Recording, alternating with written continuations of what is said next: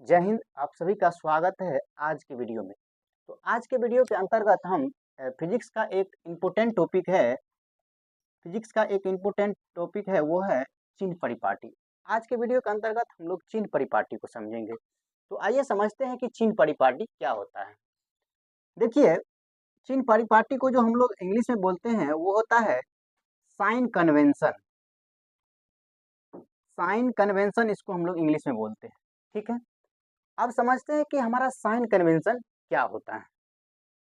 देखिए, अगर हम मान लीजिए कि अवतल दर्पण में प्रतिबिंब बनाएंगे और या तो मान लीजिए कि उत्तल दर्पण में प्रतिबिंब बनाएंगे। फिलहाल इन दोनों के बारे में बात करते हैं। ये मान लीजिए कि हमारा अवतल दर्पण है, ठीक है, और ये मान लेते हैं कि ये हमारा उत्तल दर्पण है। ठीक है, देखिए, ऐसे हम लोग अवतल दर्पण में जब इमेज बनाते हैं तो कुल 6 प्रकार का इमेज बनता है। कितने प्रकार का? 6 प्रकार का इमेज बनता है। मतलब कि जब अलग-अलग जगह वस्तु को रखते हैं ना, उस हिसाब से 6 अलग-अलग प्रतिबिंब बनते हैं। कभी छोटा, कभी बड़ा, कभी बराबर आकार का, कभी बहुत बड़ा बन जाता है।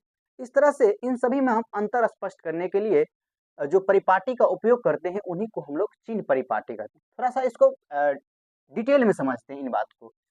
मान लीजिए कि ये अवतल दर्पण है और आप जानते हैं कि ये हम एक प्रधान अक्ष खींचे हैं और ये मान लीजिए कि दर्पण का ध्रुव है और इसको मान लेते हैं कि दर्पण का क्या है, वक्रता केंद्र है। वक्रता केंद्र और दर्पण के ध्रुव से होकर जो काल्पनिक रेखा खींची जाती है उसी को प्रधान अक्ष कहते हैं। ठीक है, प्रधान अक्ष पर जब हम अलग अलग जगह वस्तु को शिफ्ट करेंगे तो देखिए हमारा इमेज क्या बनेगा। और इसको हम मान लेते हैं कि अनंत। मान लिए जब अनंत से प्रकाश किरण जाएगी तो हमारा इमेज, जैसे मान लीजिए कि ये अनंत से प्रकाश किरण को गुजारे तो ये हमेशा फोकस से होकर जाएगी। कहाँ से जाएगी? फोकस से। यानी कि वस्तु से अगर प्रकाश किरण निकल रही है तो वो कहाँ से जाएगी? ऑलवेज फोकस से होकर गुजरती है। तो एक बात बताइए, अनंत से जब प्रकाश किरण आ रही है तो फोकस पर इमेज बन रहा है। इतना ही नहीं, जब अनंत और सी के बीच वस्तु को शिफ्ट किया जाएगा तो फोकस और सी के बीच इमेज बनेगा। और जब वस्तु को सी पर शिफ्ट करेंगे तो सी पर ही इमेज बनेगा। और जब वस्तु को सी और एफ के बीच रखेंगे तो हमारा इमेज सी और अनंत के बीच बनेगा। और जब एफ पर वस्तु को शिफ्ट करेंगे तो हमारा इमेज कहाँ बनेगा? अनंत पर बनेगा। तो कुल मिलाकर 6 प्रकार का इमेज बन जाता है। कितने प्रकार का? 6 प्रकार का इमेज बनता है अवतल दर्पण में। और एक ऐसा केस आता है जब हम लोग यहाँ पर इमेज को रखते हैं तो हमारा इमेज एक बार दर्पण के पीछे भी बनता है। इस हिसाब से कई सारा केस है। लेकिन वहीं अगर हम लोग उत्तल दर्पण में अगर बात करें तो ये मान लीजिए कि उत्तल दर्पण का ये वक्रता केंद्र है और ये मान लीजिए कि दर्पण का ध्रुव है। इनसे हम काल्पनिक रेखा को खींचे तो ये प्रधान अक्ष हो गया। और मान लीजिए कि ये अनंत है। जब अनंत से प्रकाश किरण गुजारते हैं तो ये टकरा कर लौट जाती है और इसको हम लोग आभासी रूप से बढ़ा देते हैं कि ये मान लीजिए कि फोकस पर कटता होगा। आभासी प्रतिबिंब बनती है और यहाँ पर हम आभासी रूप से इसको दिखा दिए। ठीक है, पहला इमेज यहाँ बना। दूसरा इमेज ये भी बन सकता है, जब अनंत और पी के बीच वस्तु को शिफ्ट करेंगे तो हमारा इमेज एफ और पी के बीच बनेगा, यानी कि एग्जैक्ट यहाँ पर बन सकता है। तो ओवरऑल कई बात को समझे। यहाँ पर जो इमेज हमारा बन रहा है 6 केस में इमेज बन रहा है और यहाँ पर जो हमारा इमेज बन रहा है लगभग 2 केस में 2 तरह का इमेज बन रहा है। ठीक है, तो इन्हीं को चिन्ह परिपाटी भी हमारा यही कहता है कि दर्पण के सामने जब वस्तु को रखा जाता है तो कभी दर्पण के सामने ही इमेज बन जाता है और कभी दर्पण के पीछे इमेज बन जाता है। इतना ही नहीं, कभी इस प्रधान अक्ष के ऊपर इमेज बनता है तो कभी इस प्रधान अक्ष के नीचे इमेज भी बन जाता है। ओवरऑल हम लोग ये कहना चाह रहे हैं कि जब दर्पण के सामने वस्तु को रखा जाता है तो या तो दर्पण के सामने ही इमेज बन जाता है या दर्पण के पीछे इमेज बनता है। तो पीछे बन रहा होगा तो आभासी रूप से बन रहा होगा और अगर आगे बन रहा होगा तो वास्तविक बन रहा होगा। और जब भी वास्तविक इमेज बनती है तो उल्टा इमेज बनती है और आभासी इमेज बनती है तो सीधा इमेज बनती है। इन सभी बात को आप समझ रहे हैं। इतना ही नहीं, जब दर्पण के सामने हम लोग इमेज वस्तु को रखते हैं तो प्रधान अक्ष के ऊपर भी इमेज बनती है और प्रधान अक्ष के नीचे भी इमेज बनती है। तो ओवरऑल हम लोग क्या कह सकते हैं इनके बारे में, चिन्ह परिपाटी के बारे में अगर एक छोटा सा परिभाषा देना चाहेंगे तो उनको बोल सकते हैं कि दर्पण के सामने जब वस्तु को रखा जाता है, तो यानी कि दर्पण के सामने रखा वस्तु का इमेज कभी दर्पण के सामने या कभी दर्पण के पीछे बनता है, या कभी प्रधान अक्ष के ऊपर या कभी प्रधान अक्ष के नीचे बनता है। इन सभी में अंतर स्पष्ट करने के लिए हम लोग जिस परिपाटी का उपयोग करते हैं उसको ही चिन्ह परिपाटी कहते हैं। तो इन्हीं को लिख देना है और इनके कुछ पॉइंट्स है, नोट पॉइंट्स, उनको थोड़ा सा समझ लीजिए आप। नोट पॉइंट्स हमारा ये कहता है कि हम थोड़ा सा यहाँ पर एक और इमेज बनाते हैं। मान लीजिए कि ये अवतल दर्पण, पहले हम आपको अवतल दर्पण में दिखाते हैं। ये अवतल दर्पण है और इसका ये पोल है और ये वक्रता केंद्र है। जब इससे हम खींचेंगे, प्रधान अक्ष को खींचेंगे तो ये हमारा प्रधान अक्ष हो गया। अब थोड़ा सा यहाँ पर आप इस बात को समझिए। मान लीजिए कि ये वस्तु है हमारा, मान लेते हैं कि ये हमारा वस्तु है, ठीक है। और जब इस वस्तु से प्रकाश किरण जाएगी, मान लीजिए किसी स्रोत से प्रकाश किरण आ रही है तो उसको क्या बोलेंगे? आपतित किरण बोलेंगे। और स्रोत से टकराकर जब लौटेगी तो उसको परावर्तित किरण बोलेंगे। लेकिन ये वस्तु से प्रकाश किरण जा रही है तो यानी ये आपतित किरण की दिशा हुई कि नहीं हुई? और जब उधर से इधर आएगी तो ये आपतित किरण की विपरीत दिशा हुई। तो थोड़ा सा आप समझिए इस बात को।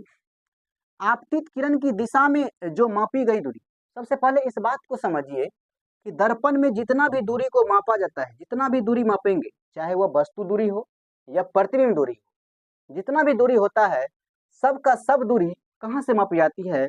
तो दर्पण के पोल से मापी जाती है, दर्पण के ध्रुव से मापी जाती है।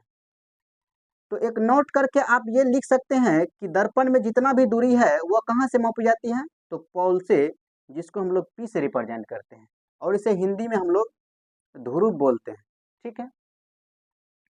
पहला पॉइंट ये निकल गया। दूसरा पॉइंट ये है कि आपतित किरण की दिशा में, यानी आपतित किरण की दिशा में यानी कि दर्पण के पीछे जितनी भी दूरी मापी जाएगी, आपतित किरण की दिशा में मतलब इस पर जितनी भी दूरी इधर मापी जाएगी वो सब का सब क्या होगा? पॉजिटिव होगा। क्या होगा? पॉजिटिव होगा। यानी कि इधर हम जितना भी दूरी मापेंगे वो सब का सब क्या होगा? पॉजिटिव होगा। पॉजिटिव होगा। और अगर आपतित किरण की विपरीत दिशा में दूरी माप रहे हैं तो इधर जितना भी दूरी होगा वो सब का सब क्या होगा? निगेटिव होगा। ठीक है, दो पॉइंट को समझ गए। पहला पॉइंट ये कह रहा है कि आपतित किरण की दिशा में मापी गई दूरी धनात्मक, आपतित किरण के विपरीत दिशा में मापी गई दूरी ऋणात्मक। दो पॉइंट आ गया। तीसरा पॉइंट हमारा कहता है कि प्रधान अक्ष के जितने भी प्रधान अक्ष के ऊपर मापी गई दूरी, प्रधान अक्ष के ऊपर मापी गई दूरी क्या होगा? प्रधान अक्ष के ऊपर अगर हम लोग दूरी माप रहे हैं तो वो हमारा धनात्मक होगा, और प्रधान अक्ष के नीचे अगर दूरी माप रहे हैं तो वो हमारा ऋणात्मक होगा। और इन्हीं को हम लोग चिन्ह परिपाटी बोलते हैं। तो ओवरऑल हम लोग 4-5 बात को समझे हैं।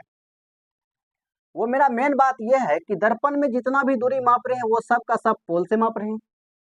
आपतित किरण की दिशा में दूरी माप रहे हैं तो धनात्मक, आपतित किरण की विपरीत दिशा में माप रहे हैं दूरी तो ऋणात्मक, प्रधान अक्ष के ऊपर माप रहे दूरी तो धनात्मक, और प्रधान अक्ष के नीचे माप रहे दूरी तो क्या होगा? ऋणात्मक होगा। और इसी को हम लोग चिन्ह परिपाटी बोलते हैं। तो इन्हीं सभी बात को लिखना है। अगर आप लिखना चाहते हैं तो हम इसको थोड़ा सा लिख देते हैं, आप उसको कॉपी में नोट कर लीजिएगा, ठीक है। अब देखिए, उन्हीं सभी बात को यहाँ पर हम लिख दिए हैं कि गोलीय दर्पण द्वारा किसी वस्तु का प्रतिबिंब, जब भी हम गोलीय दर्पण में प्रतिबिंब बनाते हैं तो गोलीय दर्पण को दो भागों में बांटा गया, एक अवतल दर्पण और एक उत्तल दर्पण।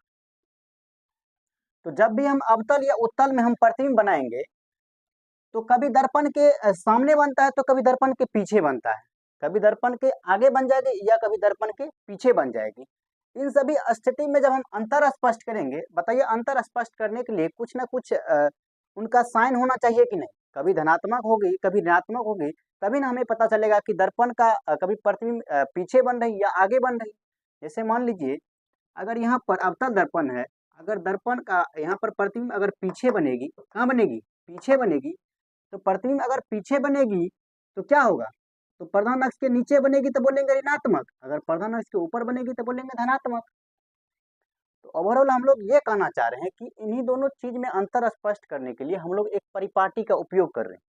दोनों स्थिति में अंतर स्पष्ट करने के लिए जिस परिपाटी की आवश्यकता होती है उसे चिन्ह परिपाटी कहते हैं, ठीक है। और 3-4 हमारा पॉइंट जो है उनको थोड़ा-सा यहाँ पर लिखे हैं कि दर्पण में सभी दूरी ध्रुव से मापी जाती है और आपतित किरण की दिशा में मापी गई दूरी धनात्मक और आपतित किरण की विपरीत दिशा में मापी गई दूरी ऋणात्मक, प्रधान अक्ष के ऊपर धनात्मक और प्रधान अक्ष के नीचे ऋणात्मक, ठीक है। उनको हम यहाँ अवतल और उत्तल में अलग-अलग साइन के साथ हम दिखा दिए हैं कि आपतित किरण की दिशा में दूरी माप रहे हैं तो क्या है, धनात्मक, विपरीत दिशा में ऋणात्मक, और आपतित किरण के और यहाँ उत्तल दर्पण में आपतित किरण की दिशा में धनात्मक और विपरीत दिशा में क्या होगा, ऋणात्मक। प्रधान अक्ष के ऊपर माप रहे हैं तो धनात्मक और प्रधान अक्ष के नीचे माप रहे हैं तो क्या होगा, ऋणात्मक। इस हिसाब से एक और बात हमको यहाँ पर यह समझ में आ रहा है कि जैसे मान लीजिए हम लोग जो यहाँ वस्तु को रखते हैं, अवतल में रखे या उत्तल में रखे, वस्तु दूरी जो हमारा होता है, जैसे मान लीजिए वस्तु दूरी क्या होगा, दर्पण के ध्रुव और वस्तु के बीच की दूरी को हम लोग वस्तु दूरी बोलेंगे। एक बात बताइए, यहाँ से वस्तु और यहाँ से ध्रुव के बीच की जो दूरी होगी वस्तु दूरी होगी, और वस्तु दूरी क्या है, प्रधान अक्ष सॉरी आपतित किरण के विपरीत दिशा है, यानी आपतित किरण की दिशा रहता तो हम यहाँ दूरी मापते हैं, लेकिन यहाँ इधर की दूरी माप रहे हैं, यानी कि पोल से इधर की दूरी माप रहे हैं ना। वस्तु को शिफ्ट करेंगे, मान लीजिए वस्तु को यहाँ पर शिफ्ट करेंगे, ये हमारा मान लीजिए कि हमारा वस्तु है, तो यहाँ पर अगर वस्तु को शिफ्ट करेंगे तो दर्पण के ध्रुव से और इस वस्तु के बीच की दूरी मापेंगे तो इधर से इधर की ना दूरी माप रहे हैं, यानी कि आपतित किरण की विपरीत दिशा की दूरी माप रहे हैं, तो ये हमारा क्या होगा, ऋणात्मक होगा।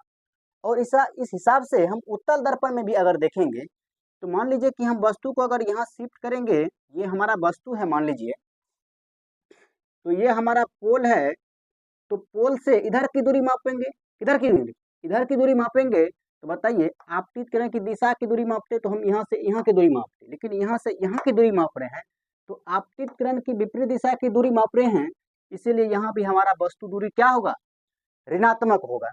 यानी कि अवतल दर्पण में भी वस्तु को रखेंगे तो ऋणात्मक में रखेंगे, और उत्तल दर्पण में भी रखते हैं वस्तु को तो कहाँ, ऋणात्मक में, यानी कि वस्तु दूरी ऑलवेज ऋणात्मक होती है। क्या होती है, ऋणात्मक होती है।